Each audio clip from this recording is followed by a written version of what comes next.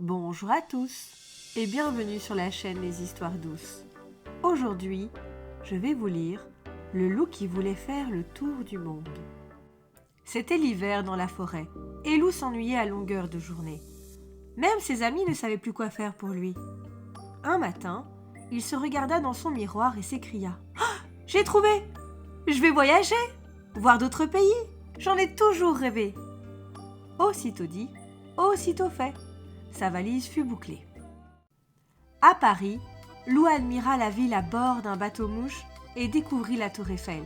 « Qu'elle est grande et belle !» s'exclama-t-il, émerveillé. « Si on monte tout en haut, on peut voir le monde entier !» lui assura un pigeon. Vite, Loup grimpa au sommet pour voir sa forêt.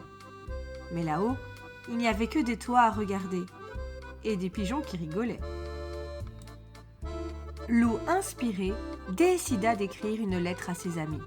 « Salut les amis, je suis à Paris.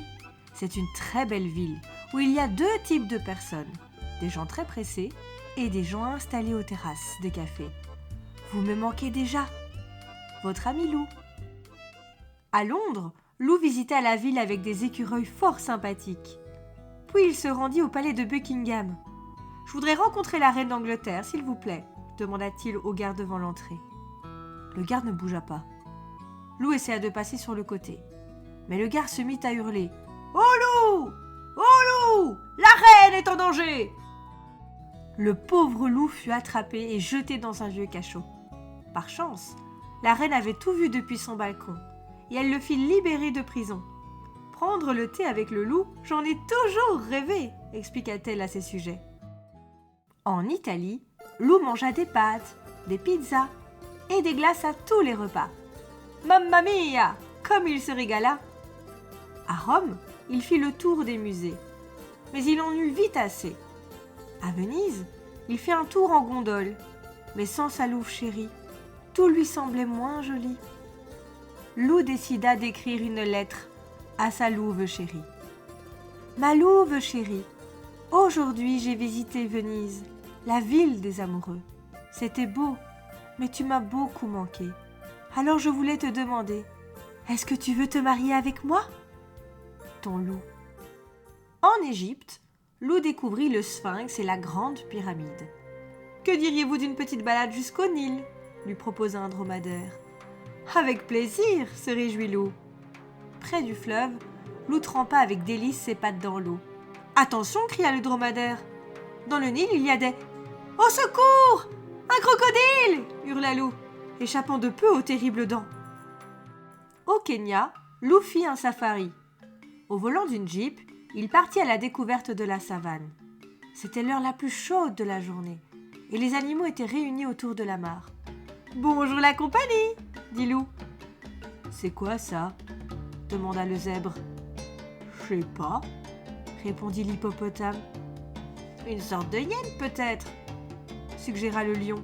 « Ben non, je suis un loup. »« Un loup ?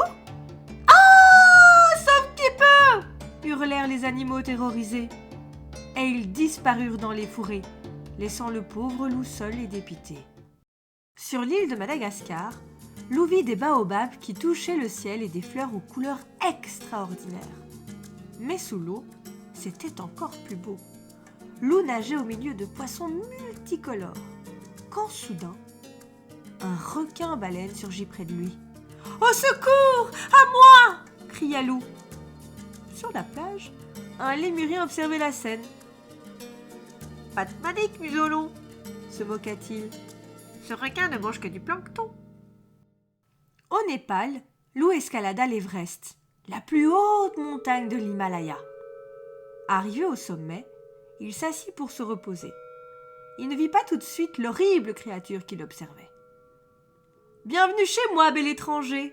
roucoula demoiselle Yeti. « Je pourrais te manger, mais tu es trop mignon, je préfère t'épouser. »« Ah, ça non !» cria Loup, et il prit ses pattes à son cou. Il dévala la montagne, traversa la vallée et le pays tout entier. À bout de souffle, Loup s'arrêta au pied de la muraille de Chine. Il y avait là un grand panda qui prenait son repas. « Que se passe-t-il, noble étranger ?» s'inquiéta le panda. « Vous semblez bien pressé. Ah, Yeti me poursuit. Pouvez-vous m'indiquer l'aéroport le plus proche, s'il vous plaît ? Avec plaisir, répondit le panda. Mais avant cela, voulez-vous partager mon repas ? Et il lui tendit un bol de riz. Lou était affamé. Il ne se fit pas prier.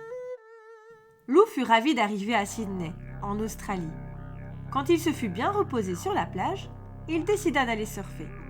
Hélas, cela ne se passa pas comme il l'avait imaginé. Et il aurait fini noyé si un kangourou ne l'avait pas repêché. Lou décida d'écrire une lettre à son ami Alfred. « Salut Alfred! Aujourd'hui, j'ai fait du surf pour la première fois. C'était génial de voler sur les vagues. Si tu avais vu ça, tu aurais été fier de moi. Lou, ton copain surfeur. » Lou arriva à Rio en plein carnaval. Il s'acheta un déguisement et partit à la découverte de la ville. Partout, il y avait de la musique, des couleurs, du bonheur. Lou se fit de nouveaux amis et dansa pendant des jours et des nuits. Quand la fête fut terminée, il fallut se rhabiller. Lou rangea ses plumes à regret. Jamais il ne s'était autant amusé. À New York, Lou admira la Statue de la Liberté, se balada au pied des buildings et fit du shopping. Il choisissait un cadeau pour Grenouille quand il entendit un grand cri tout près de lui. « Mon Lou chéri, je t'ai enfin trouvé !»« Ah, ça non !» cria Lou, et il prit ses pattes à son cou. Lou traversa des plaines, des déserts et des étendues boisées. À bout de force, il s'arrêta devant un chalet et s'y cacha. « Bienvenue au Québec !» le salua un caribou. Lou s'endormit en un clin d'œil. Quand il se réveilla, il s'écria « J'en ai assez de voyager ! C'est décidé, je rentre dans ma forêt !» Lorsqu'il arriva chez lui, Lou poussa un grand soupir de satisfaction. Ah, quel bonheur de retrouver sa maison! Il invita tous ses amis à dîner et se mit au fourneau. La soirée fut très animée. Il paraît même qu'il eut une invitée inattendue. Nous sommes arrivés à la fin de cette histoire. N'hésitez pas à liker et à vous abonner. À très vite pour une nouvelle histoire.